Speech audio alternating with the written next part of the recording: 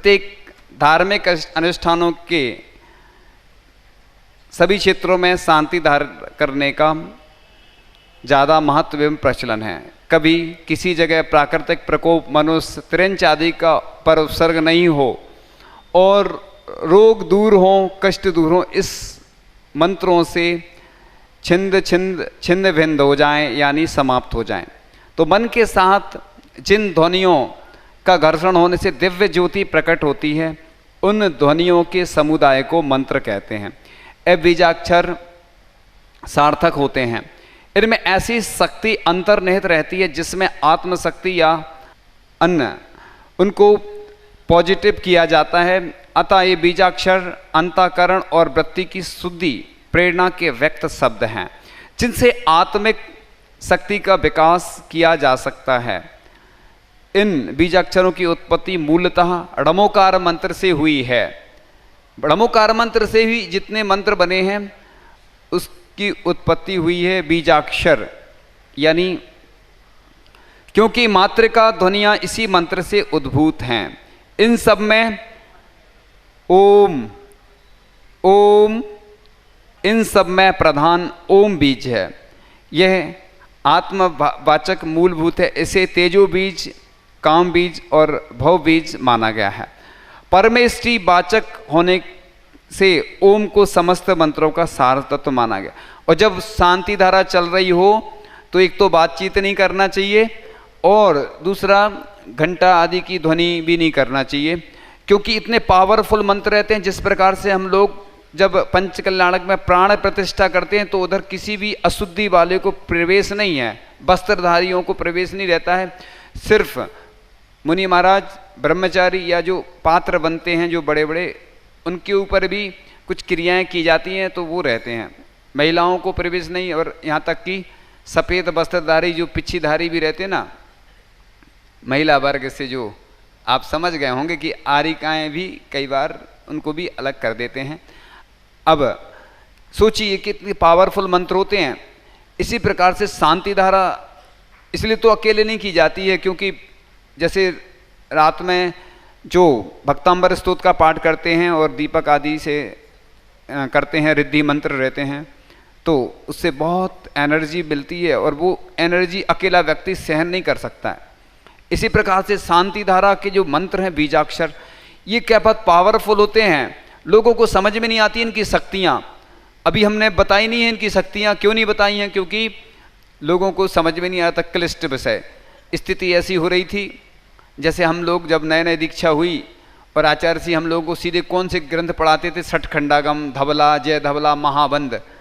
कोई आज का बच्चा हो एडमिशन क्लास में स्कूल में ले और सीधा एमए का विषय उसके सामने रख दिया जाए तो स्थिति ऐसी हो जाती ना।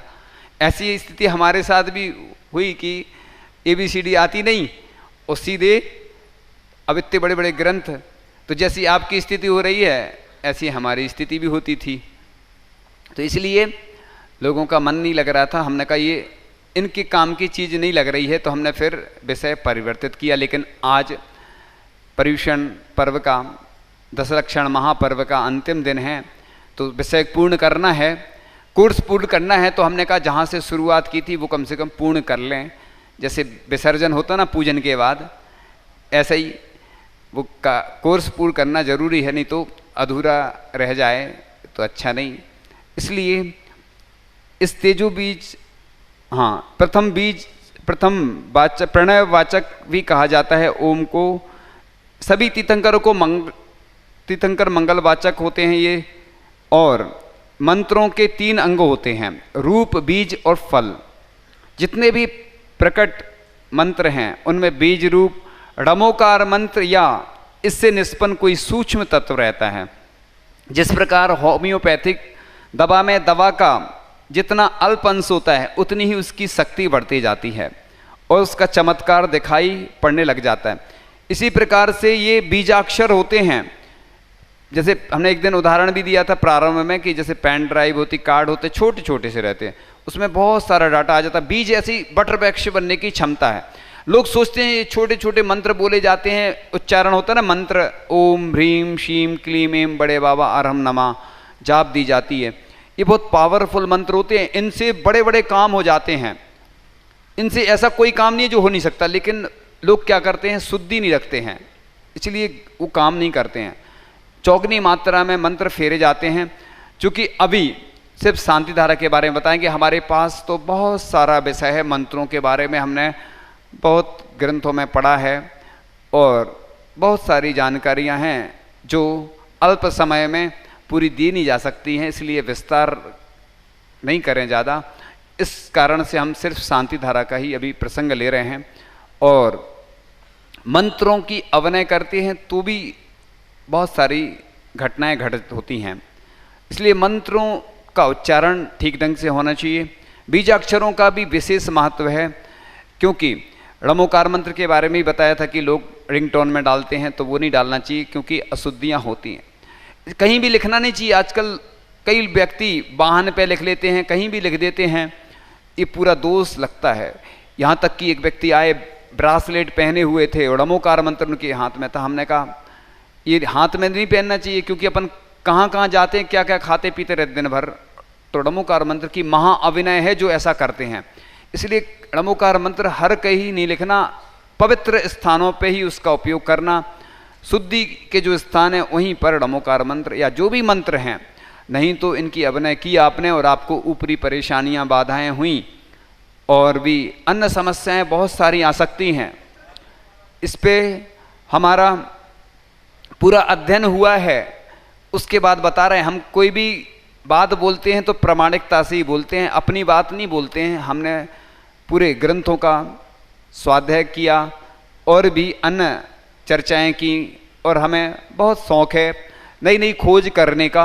बहुत सारी ऐसी बातें हैं जो आपको डायरेक्ट बताई भी नहीं जा सकती हैं, लेकिन जितनी आप इन मंत्रों की विनय करोगे उतनी आपको सिद्धियां होंगी हासिल, और जितनी आपने अभिनय की मंत्रों की तो बस कुछ भी हो सकता है। क्योंकि जैन दर्शन में, जैन धर्म में इतनी शक्तियां हैं कि आप जितनी साधना करोगे, जितनी अच्छी से अच्छी जाप आदि करोगे, तो आपको वो सिद्धियां हासिल हो जाएंगी। और आपने अभिनय की तो सिद्धियां तो आएंगी ही नहीं, और समझ लो कि ऊपरी बाधा परेशानियां हो सकती हैं। इसलिए अब आगे से जो भी क्रियाएं करना बहुत सावधानी से करना, और शांति धारा बड़े अच्छे शुद्ध उच्चारण से करना, और विशुद्धि और शुद्धि का ध्यान रखते हुए करना। और आगे बढ़ते हैं कि और उसका चमत्कार दिखाई पड़ने लग जाता है। इसी प्रकार णमोकार मंत्र के सूक्ष्मीकरण द्वारा जितने भी सूक्ष्म बीजाक्षर अन्य मंत्रों से निहित किए जाते हैं, उन मंत्रों में उतनी ही शक्ति बढ़ती जाती है। मंत्रों का बार बार उच्चारण किसी सोते हुए को बार बार जगाने के समान है। लोग कहते हैं कि हमने जैसे एक शांति धारा या कोई मंत्र की वो लगा दी तो उसी से चलता रहे, हमें पढ़ना नहीं पड़े, तो उससे उतना फायदा नहीं होता। आपने देखो कि जल से विद्युत बनती है, बिजली कैसे बनती है, कैसे बनती है?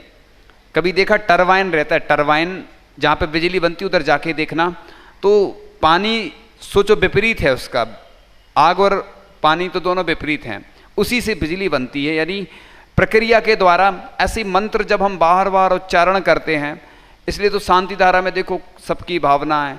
अभी 2-3 दिन पहले हुई थी ना, 1-2 दिन पहले, तो सबकी पर्चियाँ आती जा रही थी, उच्चारण होता जा रहा था। वैसे तो प्रतिदिन नहीं आती हैं, जब विशेष बता दिया जाता है कि नहीं सबके रोग ठीक हों, सबकी भावनाएं जुड़ें, तो इसलिए सबके नाम बोलते जा रहे थे। ये भावनाएं ही काम करती हैं। क्यों करती हैं? क्योंकि सामूहिक जब कोई कार्य होता है तो सबको लेके चलना पड़ता है, और व्यक्तिगत जब हो रही है, एक ही वेदी पे शांति धारा हो रही है, तो उसमें उतनी लोगों की भावना नहीं आती है। जैसे श्रावक संस्कार शिविर में कुछ यहाँ के लोग भी रहे, कुछ बाहर से भी आए, और सब ने मिलकर कार्य किया। कार्यकर्ताओं ने भी बड़ा उत्साह दिखाया। अब राग देश तो होते रहते हैं, मन में लोगों के विकल्प आते रहते हैं। ये तो संसार है, संसार विकल्प जालम, और लिखा है राज समाज महाकारण। यानी ये तो राज समाज क्या है, लड़ाई की जड़ होती है, आपस में होते रहते हैं, और अच्छे ढंग से रहते भी हैं लोग और लड़ते भी रहते हैं, दोनों चलता रहता है। तो इसलिए शांति धारा इसलिए की जाती है कि जग में शांति हो, विश्व में शांति हो, घर समाज परिवार में शांति हो, और सभी यही भावना भाते हैं। लेकिन क्या है, मात्रा शांति की कम है, अशांति की मात्रा ज़्यादा है। अशांति के कारण शांति बिचारी रह नहीं पाती है। दो में से कोई एक रहता है ना, या तो अशांति रहेगी या, अब तुम दो में से एक, कुछ दोनों चाहते हो क्या हमारे जीवन में शांति रहे और रखते हो अशांति को, तो नहीं आ सकती तीन काल में। या तो अशांति को भगाना पड़ेगा या फिर शांति को भगाना पड़ेगा। इसलिए दोनों दो ही काम नहीं होए स्याने, इसलिए दोनों काम एक साथ नहीं हो पाते हैं। इसलिए जीवन में अशांति को जब भगाओगे, जब शांति आएगी, तो शांति धारा करने से कुछ नहीं होने वाला है। जब तक कि आप खुद नहीं अपने आप को बदलेंगे तो शांति धारा से कुछ नहीं होने वाला है। इसलिए जिस प्रकार किन्हीं दो स्थानों के बीच बिजली का संबंध लगा दिया जाए, साधक की विचार शक्ति स्विच का काम करती है और मंत्र शक्ति विद्युत लहर का। जब मंत्र सिद्ध हो जाता है तब आत्मिक शक्ति से आकृष्ट वह उसकी जो शक्तियां हैं उसके अंदर आ जाती हैं और वह आत्मसमर्पण कर देती हैं। और सामान्य मंत्रों के लिए नैतिकता की विशेष आवश्यकता नहीं है। साधारण साधक बीज मंत्र और उसकी ध्वनियों के घर्षण से अपने भीतर आत्मिक शक्ति का प्रस्फुटन करता है। और शांति धारा की जो परंपरा है उसके बारे में बताया है कि वृषभनाथ से पुष्दन तीर्थंकर पर्यंत धर्म की परंपरा अनवरत रूप से चलती रही, मगर पुष्दन भगवान के तीर्थ में घटते घटते फिर शीतलनाथ भगवान धर्म यहाँ तक चलता रहा, और पुष्दन भगवान से लेकर धर्मनाथ जी तक धर्म का अभाव रहा, और शांतिनाथ भगवान से लेकर महावीर स्वामी पर्यंत अखंड सतत रूप से धर्म परंपरा चल रही है। इसलिए जब भी कोई अच्छा कार्य होता है, किसी के यहाँ कोई घटना घट जाती है, तो 13वें दिन क्या करते हैं, शांति विधान करते हैं। शांतिनाथ भगवान का इसलिए विशेष महत्व बढ़ गया।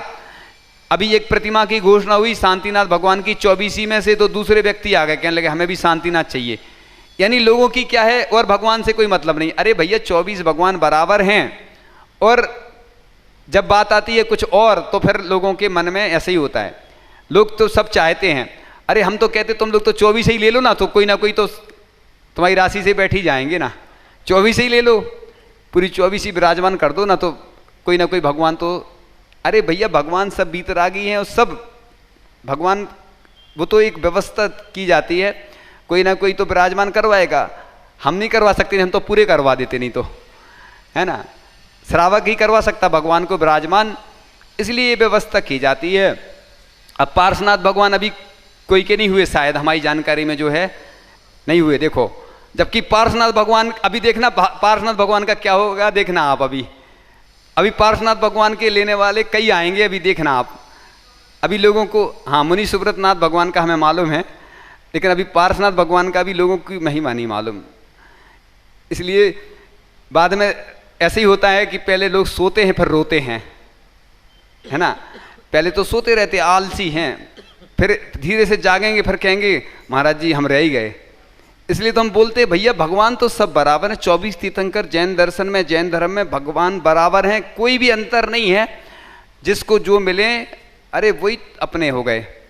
अब जैसे नई बहू आती है घर में, तो पहले दूसरे घर की रहती है, फिर अपनी हो जाती है, घर में हो जाती है, बहू के नहीं। और ऐसे ही भगवान हैं। अब मान लो इधर जितनी भी वेदी हैं या जिनने भी जो भगवान लिए हैं, तो भगवान नहीं है क्या, वो तो सब भगवान है। महिमा इसलिए बताई जाती है, पहले पंचकल्याणक होता है तो सौधर्मेंद्र की इतनी महिमा बताई जाती, इतनी महिमा। और जब सौधर्मेंद्र बन जाते तो कहते भैया अब ये ईशानेंद्र भी कम नहीं है। देखो पहले से बता देते थे तो फिर सौधर्मेंद्र का कोई महत्व नहीं रहता।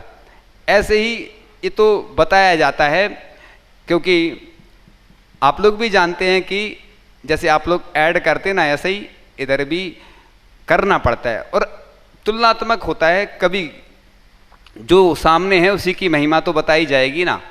जहाँ आप जो भगवान का अभिषेक कर रहे हैं, शांति धारा कर रहे हैं, हमने एक दिन और बताया था कि शांति धारा प्रतिदिन होती तो महत्व नहीं है, और विशेष पर्युषण में होगी, 10 लक्षण पर्व में या कोई कार्यक्रम होता है तो विशेष लोगों का उत्साह रहता है।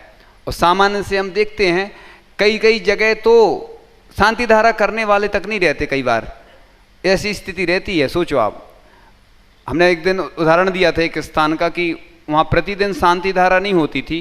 फिर हमने उनको समझाया, हमने कहा भगवान से बुराई है क्या? हमारी तो कई लोगों से इसलिए बुराई हो जाती है, हम लोगों को समझाते रहते। अब हमारी आदत में है कि भैया लोग सुधर जाएं।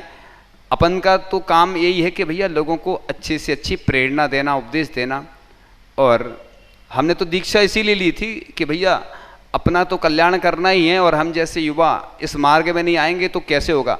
कई लोग सोचते होंगे कि देखो जो लोग हैं, बुरे लोग हैं, मान लो वो तो बुरे ही हैं, लेकिन कम से कम कभी तो सुधरेंगे वो। ऐसा नहीं है, कई बार ऐसे ऐसे लोग रहते जो बहुत बुरे बुरे कार्य करते थे और सुधर गए। इस बार शिविर में कुछ लोग आए हैं, कुछ बहुत सारी कमियां रही हैं, हो सकता है अगली बार वो ऐसी कमियां गलतियां नहीं करेंगे, क्योंकि उनके पूर्व के संस्कार हैं। और इधर वो अच्छा सीख नहीं आए थे ना, इधर किस लिए आए थे वो कि कुछ हम 10 दिन में सीखेंगे और कुछ लोग अच्छी चीज़ें लेकर जाएंगे। हो सकता कोई इधर से कुछ ऐसी चीज़ लेकर जाए जो उसकी कमी रही है, कमी लेके जाएगा तो वो उधर वो कमी करेगा तो सब लोग टोकेंगे, देखो तुम शिविर में गए थे वो बताओ। एक महाराज जी थे, उन्होंने बहुत अच्छी बात कही थी, जब वो महाराज जी नहीं थे लेकिन उस समय ब्रह्मचारी थे। अभी वर्तमान में महाराज, हम नाम नहीं बताएंगे, कुछ कारण रहते ना नाम बताने में। तो उनने हमें बहुत अच्छी बात कही थी कि तुम लोग अगर इधर कुछ काम करते हो तो उधर खबर पहुंचती है, और उधर कोई गलत काम होता है तो इधर खबर आती है।